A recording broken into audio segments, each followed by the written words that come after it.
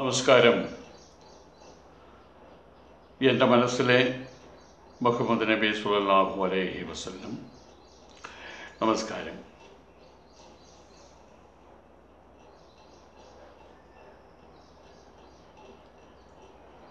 മദീനയിലെ പ്രാന്തപ്രദേശങ്ങളെ കൊള്ളയടിച്ച് അവിടെ ഉണ്ടായിരുന്ന ഒരാളെ വധിച്ച് അദ്ദേഹത്തിൻ്റെ ഭാര്യയെ അടിമയാക്കിയിട്ട് അവരുടെ ഒട്ടകത്തെയും കൊണ്ട് ഉയൈനയുടെ നേതൃത്വത്തിലുള്ളൊരു സംഘം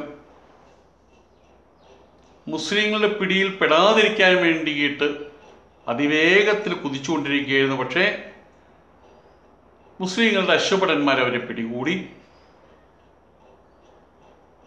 ഒട്ടകത്തെ തിരിച്ചു പിടിച്ചു. ഈ സമയത്താണ് സാക്ഷാൽ നബി തിരുമേനിയും അവിടെ എത്തിച്ചേർന്നത്. അത് അശ്വഭടന്മാർക്ക് വളരെ സഹായകമായി. കൊള്ളക്കാർ തട്ടിയെടുത്ത എല്ലാം സ്ത്രീ അടക്കം ഒട്ടകമടക്കം എല്ലാ കാര്യങ്ങളും തിരിച്ചു പിടിച്ചു.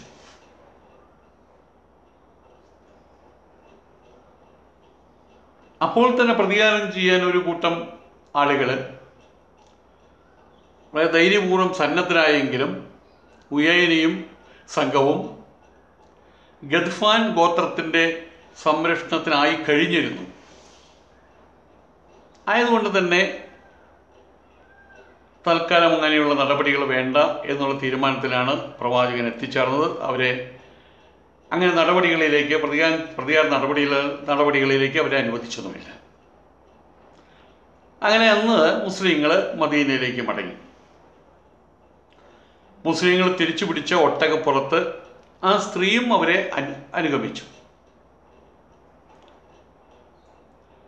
ആ ഒട്ടകം തന്നെ രക്ഷപ്പെടുത്തുന്ന പക്ഷം അതിനെ ദൈവമാർഗത്തിൽ ബലിയർക്കുമെന്ന് ആ സ്ത്രീ നേർന്നിരുന്നു. ആ വിവരം പറഞ്ഞപ്പോൾ പ്രവാചകൻ പറഞ്ഞത് എന്താണെന്നറിയാമോ? ആ ഒട്ടകപ്പുറത്ത് അള്ളാഹു നിന്നെ സവാരി ചെയ്യിക്കുകയും അതുവഴി രക്ഷപ്പെടുത്തുകയും ചെയ്തതിന് ഇങ്ങനെയാണോ പ്രതിഫലം കൊടുക്കുക? അതിനെ അറുത്തിട്ടാണോ പ്രതിഫലം കൊടുക്കുക? ദൈവകൽപ്പന ധിക്കരിച്ചുകൊണ്ടിരുന്ന നേർച്ചയില്ല എന്ന് പറഞ്ഞു.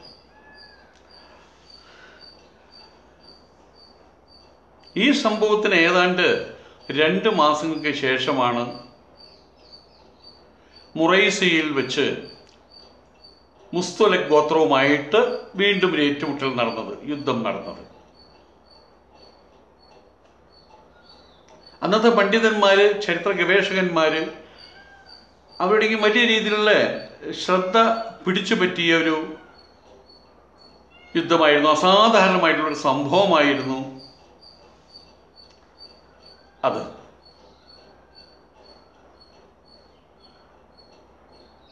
മുസ്ലിങ്ങൾക്കോ അല്ലെങ്കിൽ ശത്രുക്കൾക്കോ എന്തെങ്കിലും അസാധാരണമായിട്ടുള്ള എന്തെങ്കിലും പരീക്ഷണം നേരിടേണ്ടി വന്നതുകൊണ്ടായിരുന്നില്ല അതവിടെ നടന്നത്. മറിച്ച് യുദ്ധാനന്തരം മുസ്ലിം മണികളിൽ അനൈക്യം സൃഷ്ടിക്കാനുണ്ടായ ശ്രമവും പ്രവാചകൻ തികഞ്ഞ ദൃഢനിശ്ചയത്തോടും തന്ത്രജ്ഞതയോടും കൂടി അത് നിഷ്ഫലമാക്കിയതുമാണ് ബനുൽ മുസ്തലഖ് യുദ്ധത്തിൻ്റെ പ്രാധാന്യം.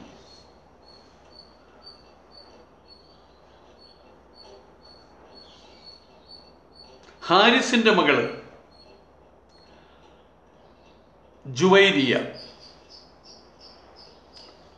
ജുവൈരിയയെ പ്രവാചകൻ വിവാഹം കഴിച്ചതും പ്രവാചകപത്നി ഐഷയ്ക്കെതിരെ അപവാദമുയർന്നതും ഈ യുദ്ധത്തെ, മുസ്തലഖ് യുദ്ധത്തെ, ചരിത്രകാരന്മാരുടെ മുമ്പിൽ അത് ലോകത്തിന് മുമ്പിൽ അത് വളരെ ശ്രദ്ധേയമാക്കുകയാണ് ഉണ്ടായത്. അന്ന് ഐഷയുടെ പ്രായം 16 വയസ്സായിരുന്നു. പക്ഷെ ഐഷ ആ ഒരു സന്നിഗ്ധ ഘട്ടത്തെ അചഞ്ചലമായ വിശ്വാസം കൊണ്ടാണ് നേരിട്ടത്. നിഷ്കളങ്കമായിട്ടുള്ള പെരുമാറ്റം കൊണ്ടാണ് ആ പ്രതിസന്ധിയെ ഐഷ തരണം ചെയ്തത്. കുസാ ഗോത്രത്തിൻ്റെ ഒരു ശാഖയാണ്, ഉപശാഖയാണ് മുസ്തലഖ്. അവർ മുസ്ലിങ്ങൾക്കെതിരെ, മദീനയിലെ മുസ്ലിങ്ങൾക്കെതിരെ യുദ്ധസന്നാഹം നടത്തുന്നുണ്ട് എന്നൊരു വിവരം, രഹസ്യ വിവരം പ്രവാചകന് ലഭിക്കുകയുണ്ടായി.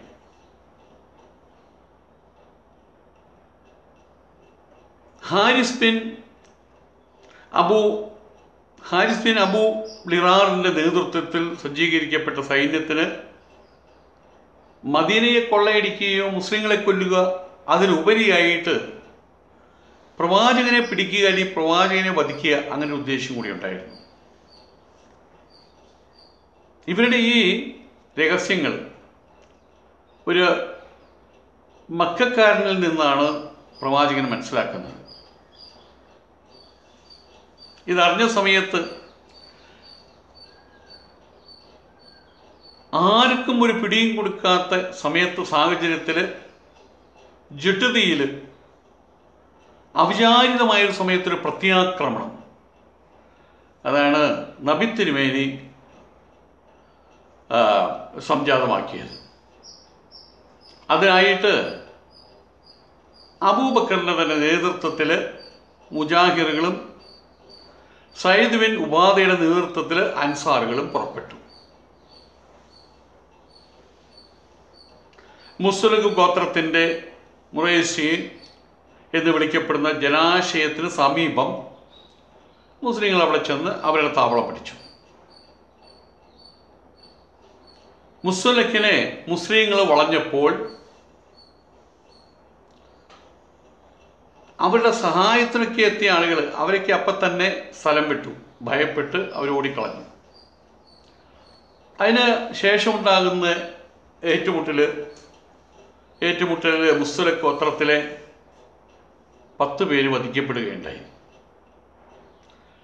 മുസ്ലിങ്ങൾക്ക് ഒരാൾ മാത്രം, ഹിഷാം ബിൻ ലുബാബ മാത്രമേ നഷ്ടപ്പെട്ടുള്ളൂ. അതും ശത്രുവിന് ശരമേറ്റിട്ടല്ല നഷ്ടപ്പെട്ടത്. ശത്രുവെന്ന് കരുതിയിട്ട് ഹിഷാമിനെ ഒരു അൻസാരി തന്നെയാണ് അബദ്ധത്തിൽ കൊലപ്പെടുത്തിയത്. അല്പസമയത്തെ അസ്ത്രപ്രയോഗത്തിന് ശേഷം ശക്തരായിട്ടുള്ള സുസജ്ജരായിട്ടുള്ള മുസ്ലിങ്ങൾ അവരുടെ മുമ്പിൽ കീഴടങ്ങ് മാത്രമേ വഴിയുള്ളൂ, വേറൊരു വഴിയുമില്ലെന്ന് മുസ്തലഖിന് ബോധ്യമായി. അങ്ങനെ അവർ കീഴടങ്ങി അവരുടെ സ്ത്രീകളെയും ഒട്ടകങ്ങളെയും ആടുമാടുകളെയും മുസ്ലിങ്ങൾ കൈവശപ്പെടുത്തുകയും ചെയ്തു. യുദ്ധമുതൽ എന്ന നിലയിൽ അതവർക്ക് അവകാശപ്പെട്ടതാണ്, അതത്രയും അവർ കൈവശപ്പെടുത്തുകയും ചെയ്തു.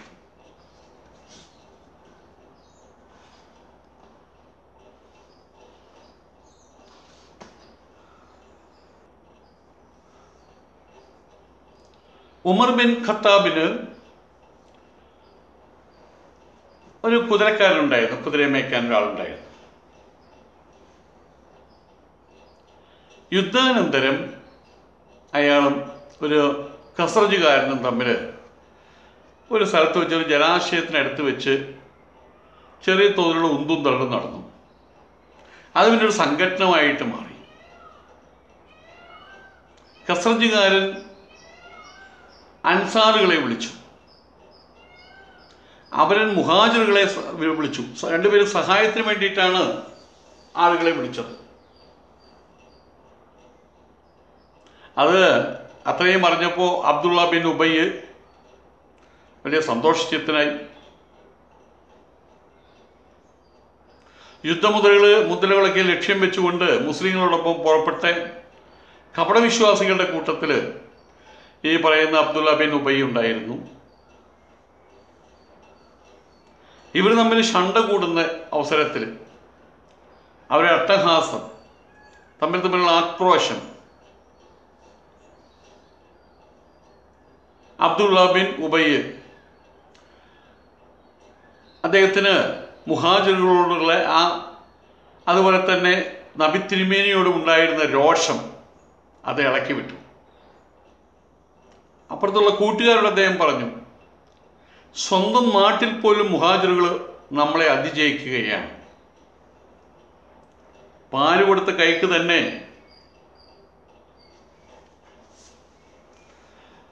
കടിക്കുന്ന പാമ്പായിട്ട് മാറിയിരിക്കുകയാണ്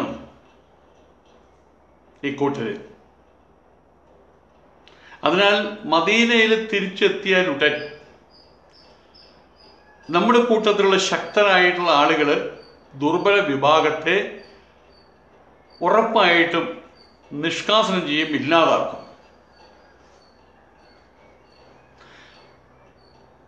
ഉബയ്യ് പിന്നീട് പറഞ്ഞത്, നിങ്ങൾ പറ്റിച്ച പണിയാണിത്.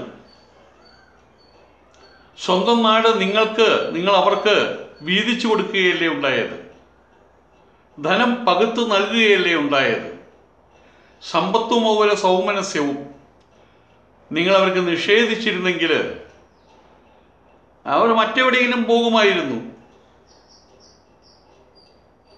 അബ്ദുള്ള ബിൻ ഉബയ്യന്റെ ഈ പ്രഭാഷണം ഒരാൾ പ്രവാചകനെ അറിയിച്ചു.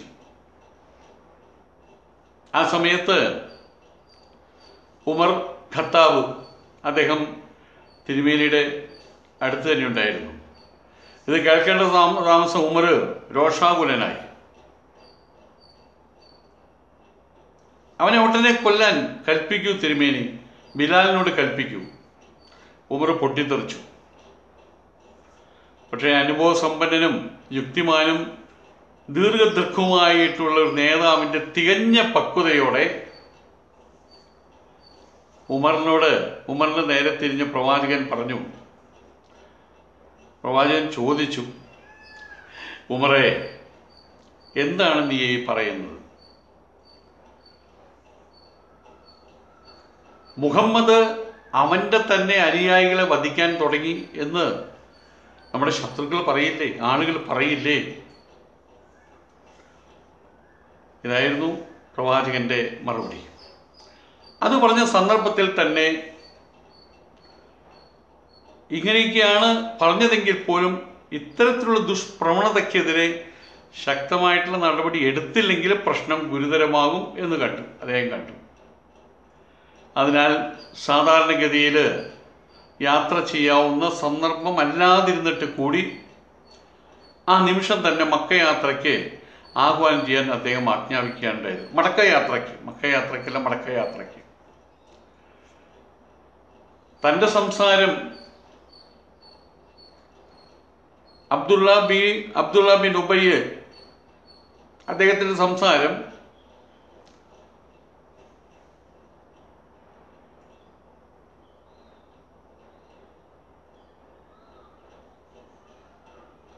പ്രവാചകൻ അറിഞ്ഞു എന്നുള്ള കാര്യം ഉബയ്യ് മനസ്സിലാക്കി. ഉടനെ തന്നെ അദ്ദേഹം അബ്ദുള്ള ബിൻ ഉബയ്യ് പേടിച്ച് വിരണ്ട് ഇങ്ങനൊരു സംഭവമേ ഉണ്ടായിട്ടില്ല എന്ന് ആണയിട്ടുകൊണ്ട് എല്ലാം നിഷേധിച്ചുകൊണ്ട് പ്രവാചക സന്നിധിയിൽ ഓടിയെത്തി. അങ്ങനെയൊന്നും ഞാൻ പറഞ്ഞിട്ടില്ലെന്ന് അദ്ദേഹം അള്ളാഹുവിൽ സത്യം ചെയ്തു. പക്ഷെ അതുകൊണ്ടൊന്നും മടക്കയാത്രയ്ക്ക് മുടക്കമൊന്നും ഉണ്ടായില്ല. ഒരു പകലും ഒരു രാത്രിയും അടുത്ത ദിവസം സൂര്യൻ്റെ ചൂട് അസഹ്യമാവുന്നിടത്തോളവും അവർ നിർത്താതെ യാത്ര ചെയ്തു വേഗത്തിൽ. അത് കാരണം വിശ്രമിക്കാൻ ഒരിടത്ത് താവളമടിക്കേണ്ട താമസം എല്ലാവരും ഗാഠനിദ്രയിലാണ്ടു. യാത്രാ ക്ഷീണം കൊണ്ട് അബ്ദുള്ള ബിൻ ഉബയ്യ് അദ്ദേഹത്തിൻ്റെ വാക്കുകളെക്കുറിച്ച് ചിന്തിക്കാൻ അവരാരും സമയം കണ്ടെത്തിയില്ല. അങ്ങനെ അവിടെ കിടന്ന് ഉറങ്ങി ക്ഷീണമെല്ലാം തീർത്തതിന് ശേഷം അവർ വീണ്ടും മദീനയിലേക്ക് യാത്ര ആരംഭിച്ചു.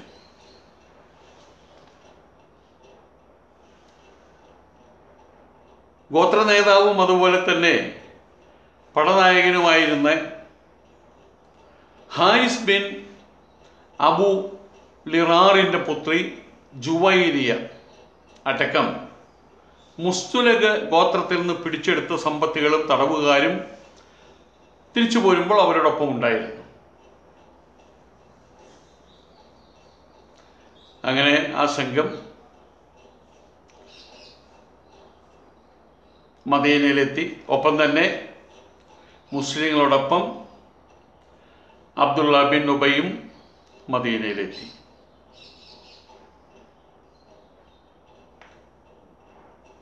അൽഹംദുലില്ലാഹ്.